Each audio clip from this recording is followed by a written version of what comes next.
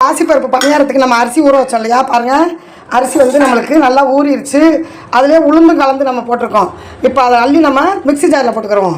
Mixie ஜாரில் போட்டு நம்ம பணியாரத்துக்கு என்ன பக்குவமோ அந்த பக்குவத்துக்கு நம்ம அரைச்சிக்கிடுவோம். அரைச்சிட்டு தான் எப்படி உங்களுக்கு தண்ணி வந்து ரொம்ப திட்டமாக ஊற்றி அரைக்கணும். ஏன்னா நம்ம வெல்லம் போடணும், அதுக்காக கொஞ்சம் தண்ணியை திட்டமாக ஊற்றி நம்ம அரைச்சிக்கிடுவோம். இப்போ தண்ணி வந்து கொஞ்சம் ஊற்றிக்கிறோம்.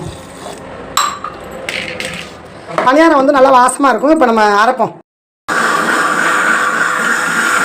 நான் அரைச்சிட்டு இருக்கேன் பாருங்கள். பாசிப்பருப்பு பணியாரத்துக்கு இது மாதிரி அரைச்சி நீங்கள் பணியாரம் சுட்டு கொடுத்து பாருங்கள். குழந்தைங்க ரொம்பவே விரும்பி சாப்பிடுவாங்க. அது மாதிரி ஒரு பணியாரத்துக்கு தான் நான் இப்போ அரைச்சிக்கிட்டு இருக்கேன்.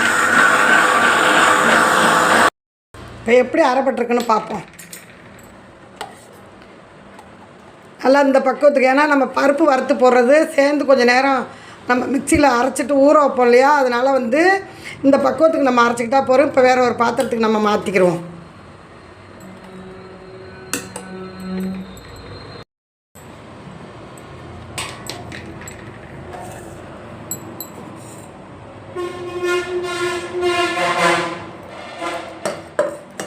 கொஞ்சம் நான் பருப்பை வறுத்து போட்டு கொஞ்சம் மிக்சியில் அரைச்சி ஊற வச்சுக்கிறோம். நல்லா ஒரு 10 நிமிஷம் ஊறட்டும். இப்போ பைத்தம்பருப்பு பணியாரத்துக்கு நம்ம பைத்தம்பருப்பை வந்து பொன்னுருவா வறுத்துக்குருவோம். அதுக்கப்புறம் பார்த்திங்கன்னா இந்த வெல்லம் இருக்குது பாருங்கள்.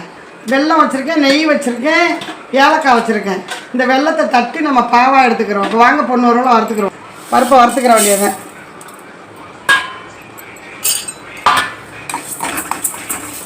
இப்போ இந்த மாதிரி பக்குவமாக வறுத்துக்கிற வேண்டியதான்.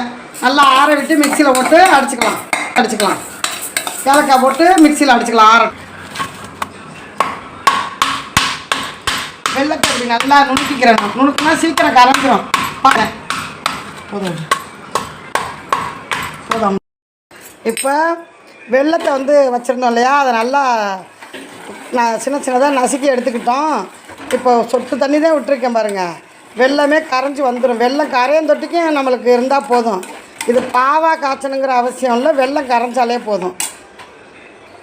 நல்லா இப்படி வெள்ளம் கரைஞ்சால் போதும், பாவாக வேண்டிய அவசியம் இல்லை. இப்போ நம்ம அடுப்பை ஆஃப் பண்ணிக்கலாம்.